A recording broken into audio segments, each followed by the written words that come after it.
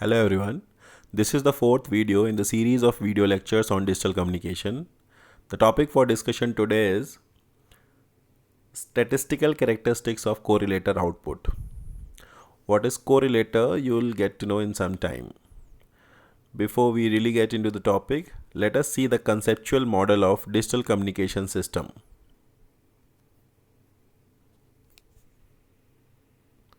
Okay, you can see here the upper part is a transmitter part, then you have a channel, and then you have a receiver. You can see the message source. It is generating MI symbol every t seconds. Now, because of the presence of vector transmitter, these symbols are converted into vectors and get stored in a vector of dimension n cross 1.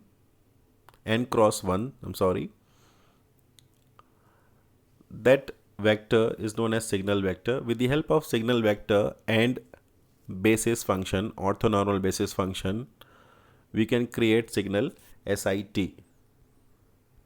Here. How to get the orthonormal basis function? We can use GSO procedure. GSO procedure has been explained in video number 2 and video number 3. Once we have the signal, we transmit this signal into the space every t second.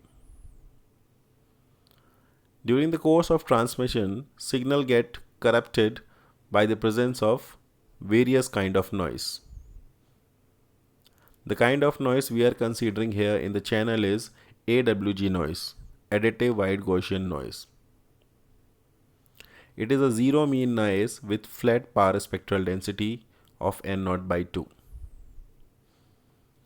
It makes mathematical analysis very convenient and it have Gaussian distribution. That's why we are considering additive wide Gaussian noise.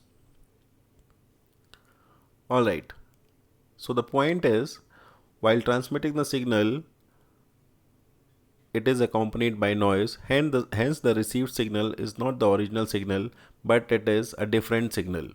The received signal here is represented by x of t, which is not the original signal. It is a contaminated signal or a signal which is affected by the noise Wt or the white noise. Now you can see detector here. Actually, detector will help you to understand the concept of correlator. Today's topic is correlator output. The concept of correlator will be better understood with the help of detector here in the block diagram. You can see this block detector here. The input is x of t, the received signal, which is combination of signal plus noise. And the output is observation vector. Observation vector is a vector of the dimension n cross 1. The element of observation vectors are Gaussian random variables x1, x2, x3, so on. Each of these element is the output of correlator. So if there are n elements in observation vector, then you need to have n correlators. So again, I'll say you the focus here to understand detector. Detector will help you understand what is correlator. Once we have the observation vector, we can check out the energy of all the vectors, and based on the unequal distribution of energy, we make decision and do the best estimate and get the best estimate of the transmitted signal. The transmitted symbol here is represented by MI. The received or the best estimate of the signal at the receiver received is given by MCAP. So for MI, we represented here by MCAP. MCAP is the best estimate of MI. Alright, I hope you have understood the conceptual model of digital communication system. Now let us go to our original topic, that is statistical averages or statistical characteristics of correlator output when supplied with a noisy signal. Alright, so let us move our discussion. One more thing, this complete thing here in the dotted lines is known as binary channel.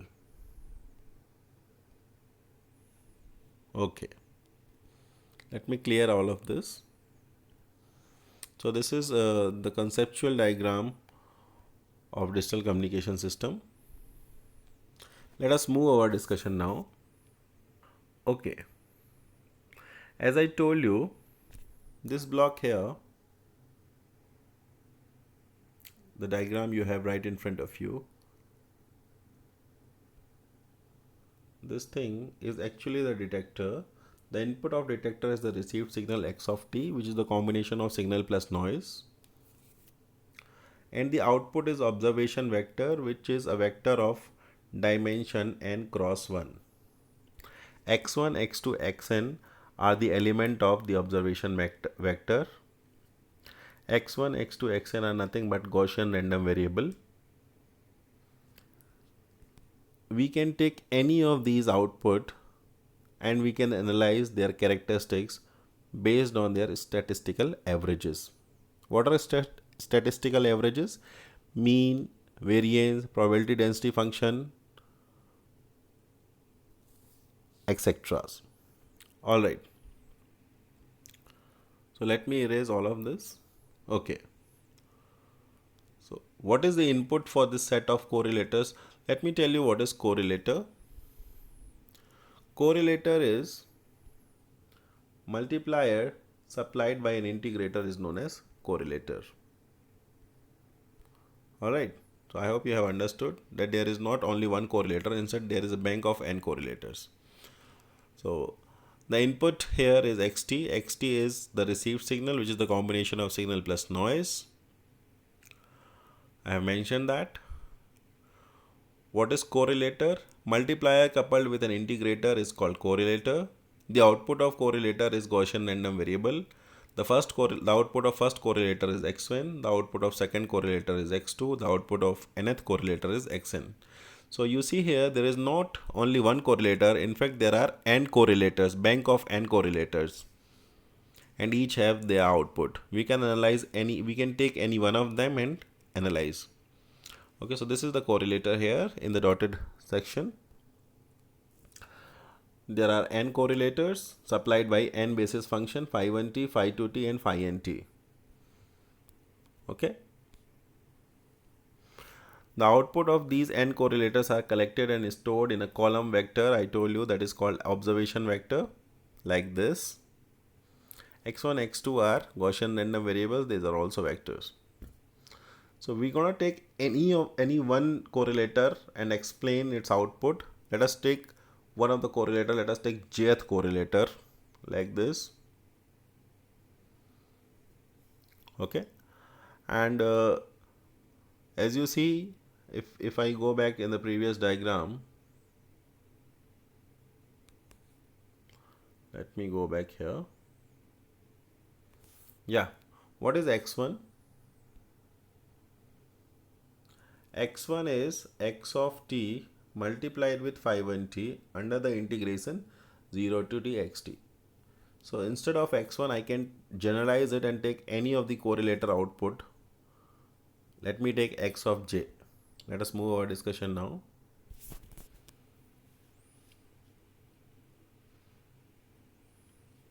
Yeah. So let us take jth output of the jth correlator like this. Yeah, so x of t multiplied with phi jt dt, as you have seen, multiplier and then integration. So this is xj. What is x of t? It is a combination of signal plus noise. SIT represents signal, WT represent noise. We can, because integration is a linear operation, we can separate them like this. Now what is this SIT? What is this first term in the RHS? This is called analyzer equation, or this is the projection of signal SIT on phi jt, like this. I can write like this. To understand analyzer equation, you can visit video number 1 of the series. Okay, so now xj is equal to Sij plus Wj. We can analyze the statistical property one by one. First, we'll try to find out mean. Followed by that, we'll find out variance and then PDF. Okay. So what is the mean of xj? Mean is the most expected value of a given random variable. The random variable that we are taking right now it is xj. Okay, so mean is represented by mu. E is the expectation operator, most expected value we have to find out. Let us put the value of x of j from equation number 5. We get this. E is linear in nature, expectation operator E is linear in nature, so we can separate like this. Now E of wj, w is representing here noise.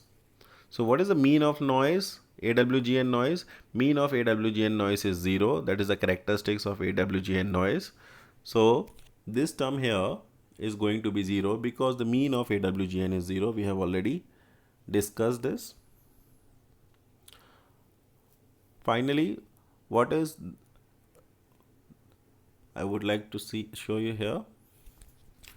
E of Sij is equal to Sij, because Sij is constant coefficient. We have spoken about it in video number 3. To know more about this, please visit video number 3. Sij is constant coefficient of basis function.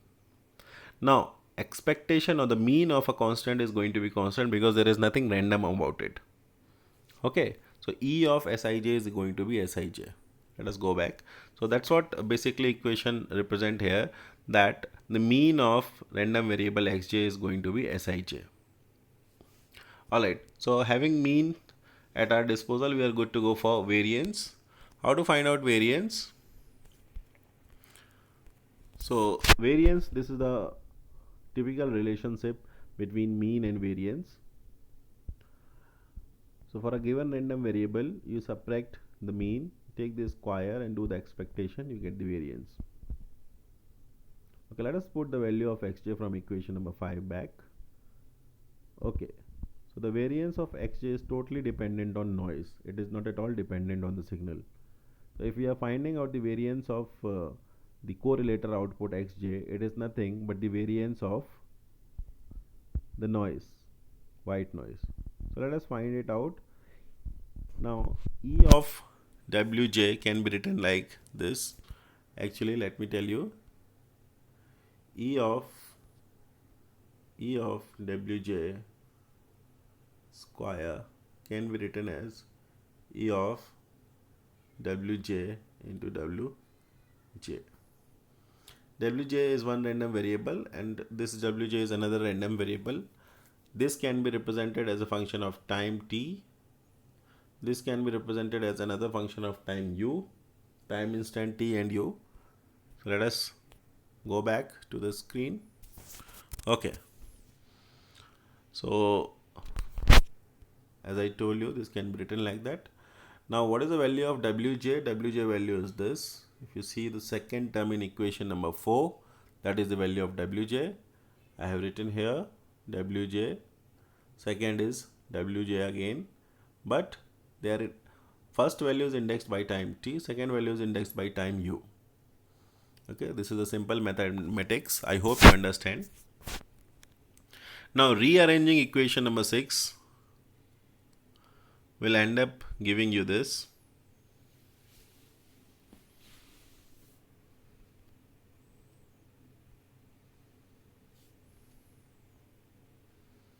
Alright. So you get equation number, if you rearrange equation number 6, you're going to get equation number 7 like this. Okay.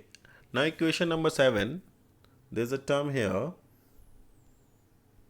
This term is actually the autocorrelation between two time instant t and u of a given random process wt. Since a random process is indexed by time, it can be defined in terms of time difference t and u. So that's what I have written here. RT is autocorrelation function of noise process wt, which is a stationary process. So autocorrelation function can be expressed in terms of difference of the function like this, which is indicated in equation number 9. Now let us find it out. Okay, so autocorrelation function is the inverse Fourier transform of power spectral density of AWGN. See, what is the relationship between autocorrelation function and power spectral density? Power spectral density is the Fourier transform of given autocorrelation function. Hence, autocorrelation function is going to be inverse Fourier transform of the power spectral density. Now, we know the power spectral density of AWGN. I already told you the power spectral density of AWGN is N0 by 2. Let us put it here. Power spectral density is N0 by 2. N0 by 2 is a constant. So we'll keep it aside and we have to find out Fourier transform of 1. What is the Fourier transform of 1? Fourier transform of 1 is nothing but impulse. But this impulse is shifted in time because we have an autocorrelation function defined as a difference in time. Okay, so we have got autocorrelation function here. Now, equation number 8, with the help of equation number 8 and 11 and equation number 7, we can rewrite what is variance. So let us erase all and rewrite here variance like this. So I have used equation number 11, equation number 8 and equation number 7, which ended up giving me equation number 12. Alright, now I can use one of the property of impulse, which is called shifting property, SIFTING, shifting property, which will end up giving me the next step like this. Okay, so one of the integration is gone because of the shifting property of impulse, which has converted t into u. The function of phi j, which was a function of phi j u, has been converted into phi j t. So phi j t is square, and one of the integration is gone of the shifting property. I am not mentioning here the shifting property, that is very basic, and I hope you know it.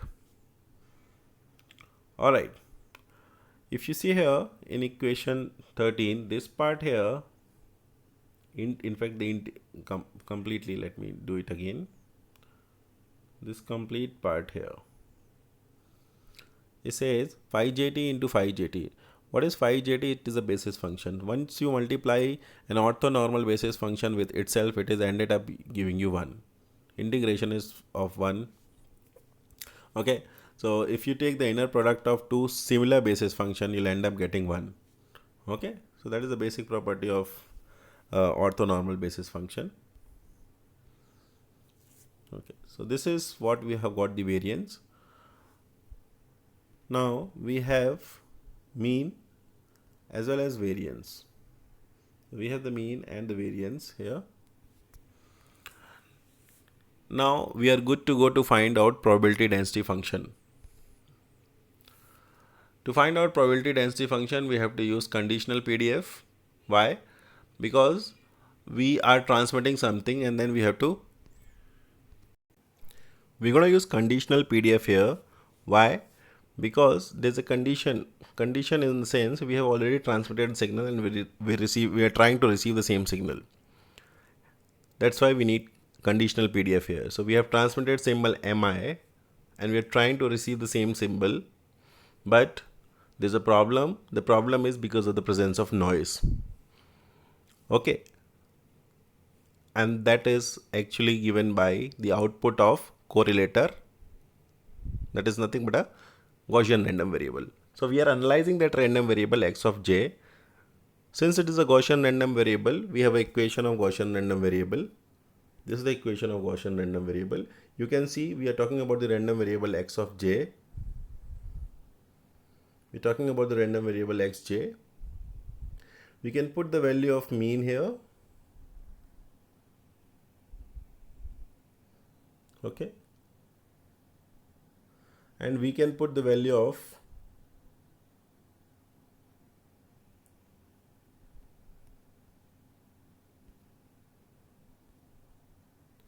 variance as well.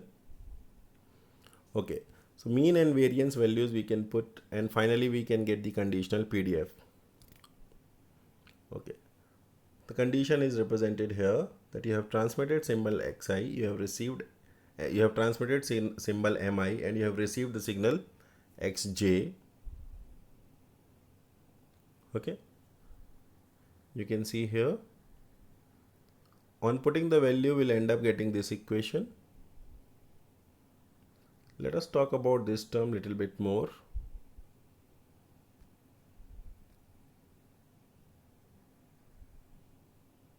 Okay, putting the values of mean and variance, will end up getting the conditional probability density function, which is represented in equation number 15.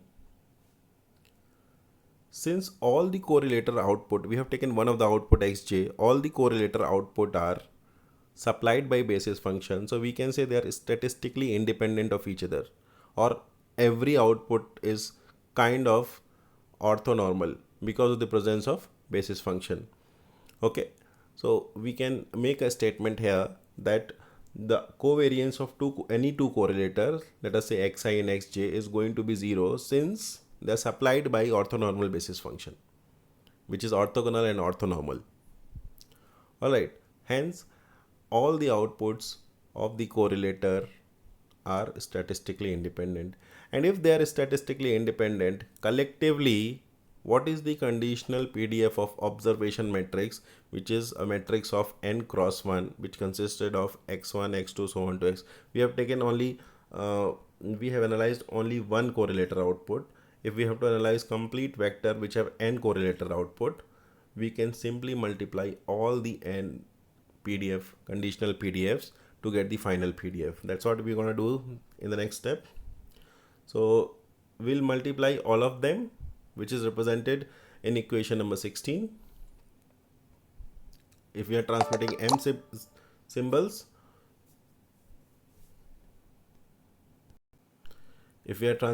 symbols, all the m symbols, all the m received variables, Gaussian random variables, will be multiplied to get the final equation like this.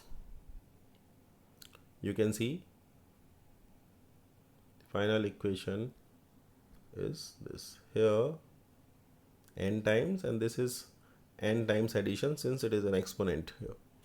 Alright, this particular equation here, equation number 17, is called maximum likelihood function of AWGN channel.